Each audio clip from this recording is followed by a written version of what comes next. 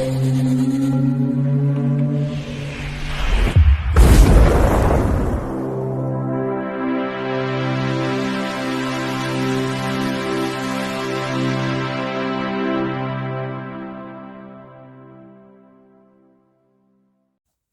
Bayek, it's me, Ian. And in today's video, I'm looking at this. This is the Unholy from 2021. And this is a very interesting supernatural horror film. Brilliant. I absolutely love it. But it's interesting because there's quite a bit around it, which, well, we'll get into it. It's 99 minutes long. Rotten Tomatoes give it 27%. It reflects, again, I think the critics, they just didn't get this film. They just thought it was very much like many other films of this ilk. They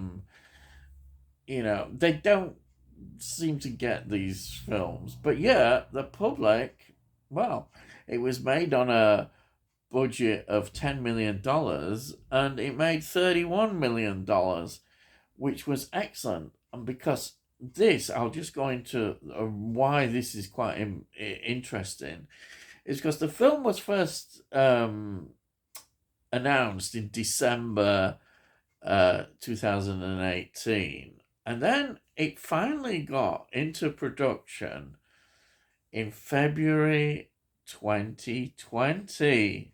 Aha, you're saying, yes, I've got an idea. And yes, COVID came along, and on the 14th of March 2020, they had to stop filming. And then obviously there was a delay, and then when they did get back into filming, there were quite a lot of restrictions on set. So it's quite a difficult, I think, film to get this completed. But they did. And I think, when these films first came out, there was quite a hunger, as I remember, for new films to come out. So I think that did really well at the box office. Definitely, that was a good factor. But I think in some ways, this sort of criticism of the film is reflective of that era. And obviously, they had a lot to do under these restrictions, but they do such a good job. And the effects as well are really good. I really enjoyed it. Excellent. But anyhow, we'll get a bit more into this. Screenplay is by Evan. Now, I'm not very good at pronunciation, but it's Spilotopoulos. I'll say Evan Spilotopoulos. Yes, he's a Greek American. Massive screen.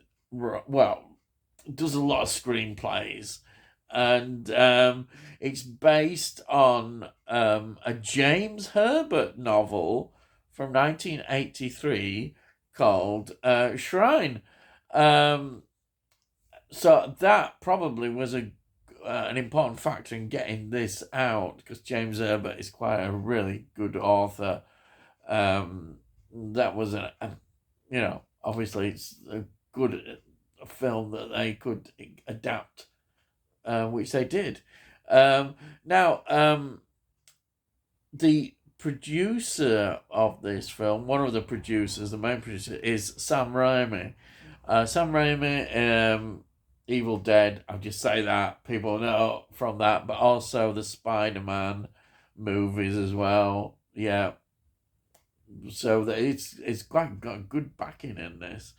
And of course, this is the director's debut as well. So that's important, I think. What a debut for him to be involved in. Yeah. Right, now let's go into the cast. The cast is headed by Jeffrey Dean Morgan, who is a name that if you just say Walking Dead and Supernatural, You know who it is. He plays Gerald in this, and he's I think he's good. He has a presence, as he does in his television shows he has done. It's interesting that I was just looking, he's been in some feature films. Watchmen 2009, that's a very good one. A remake of Red Dawn 2012. Also in a film that was very successful, Fall 2022. It's about two women who go up to the top of this big pole, big television, mass pole. They go up there anyhow. Why they do it, I don't know, but I've not seen it, but I've heard about it. In that film. He's in that, but he's very good. And he's quite been involved, I think, in the spin-offs of the Walking Dead series as well. Very much still involved, I think, there. Then we've got Cricket Brown, who plays Alice. She's relatively new, I think, in this, but she's had a few sort of mini-series and a few shorts. She's an important character in this film. And then we've got William Sadler, who plays Father William Hagen. He's quite an interesting film history. Films that stand out: Die Hard 2, 1990, Shawshank Redemption, 1994, Solo, 1996, The Green Mile, wow, 1999, The Mist, 2007. Hey, there's quite a Stephen King thing going on there, isn't there? Iron Man 2. No, Iron Man 3, sorry. Iron Man 3, 2013. And a horror film called She Came from the Woods. That's from 2022. Thought I'd just throw that in, as we do. Yes. There he is. So, next we've got Katie Aslant playing Natalie. She was in Tomorrow Man 2019, more up-to-date things, and She Dies Tomorrow. What a title that is, 2020. And a film that has been mentioned quite a bit from last year was Old Dads. She was in that. Yes. Then we've got Carey Ells playing Bishop Giles. Films that stand out were 1987, The Princess Bride, yes. Twister, 1996. Wow, Twister. And Liar Liar, 1997. Saw. Oh, yes, Saw, 2004.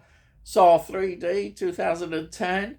And then, right up to date, Mission Impossible Dead Reckoning, part 1, 2023. Wow, it was in that one. So, not bad at all. Then we have Diego Morgado playing Monsignor Delgado.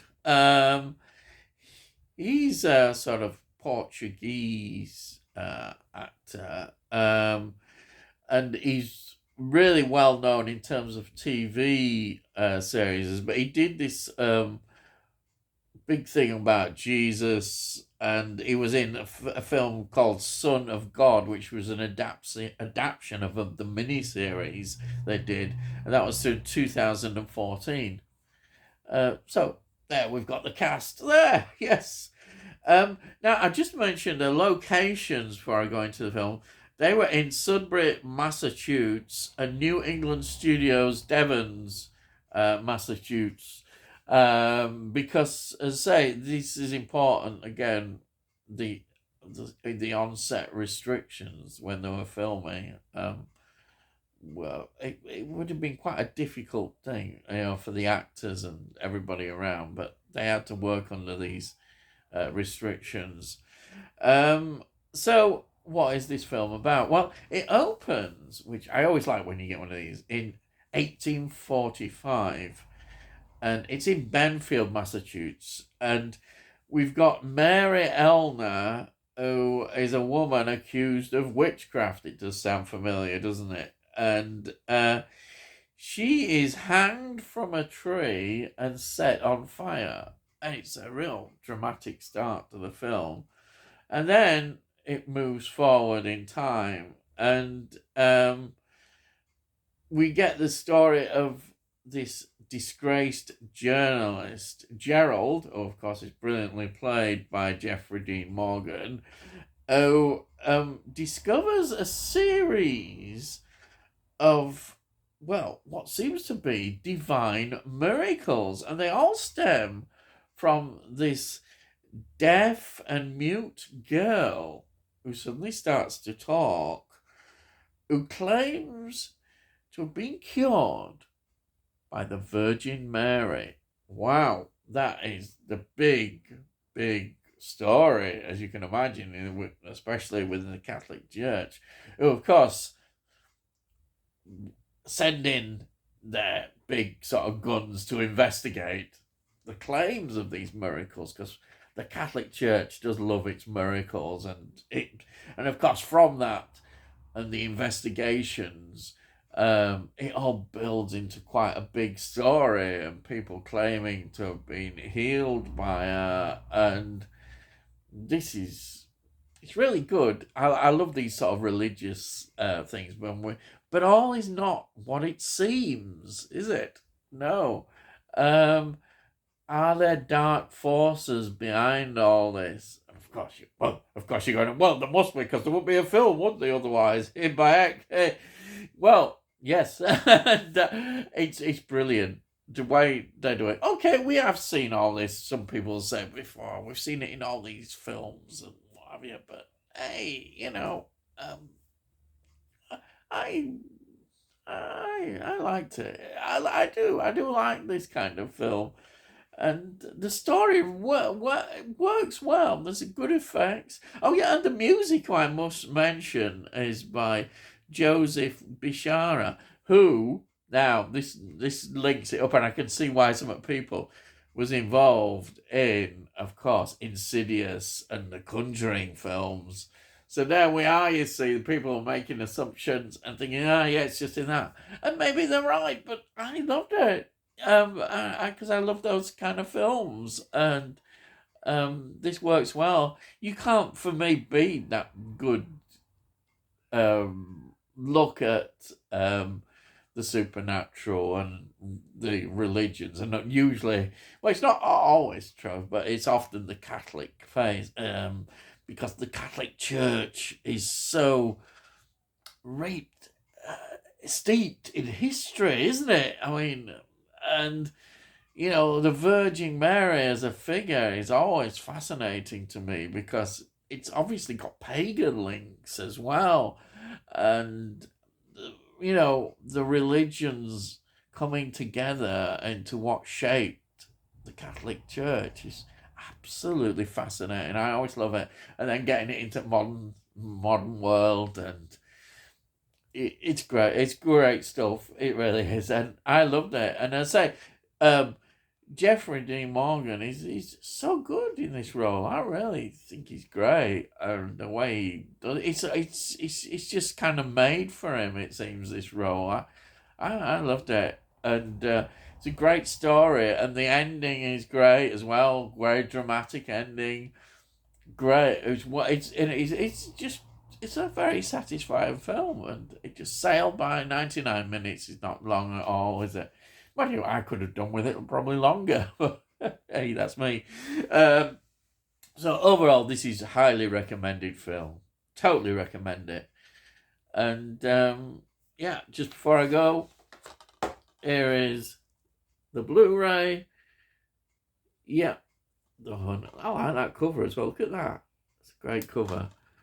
And then we've got the back.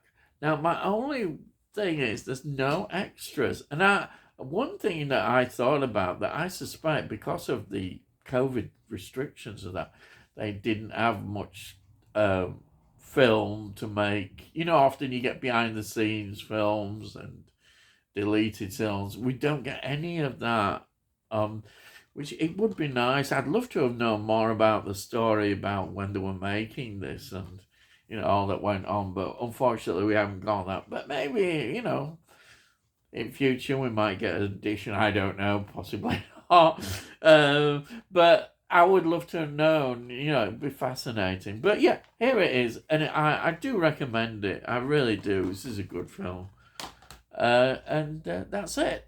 So if you're new to the channel, please subscribe. I'll let you know when I put out these videos, and have a look at playlists if you like them. And if you like this particular one, please give it a like, because it gets it out onto YouTube, hopefully, and then algorithms and all that business, and other people might enjoy it, or perhaps they won't. If you've got any comments, please put your comments down. I love to read your comments, I really do. And say all cost note. By heck, you can't say fairer than that, can you? And that's it. So all I've got to say is, I'll see thee again.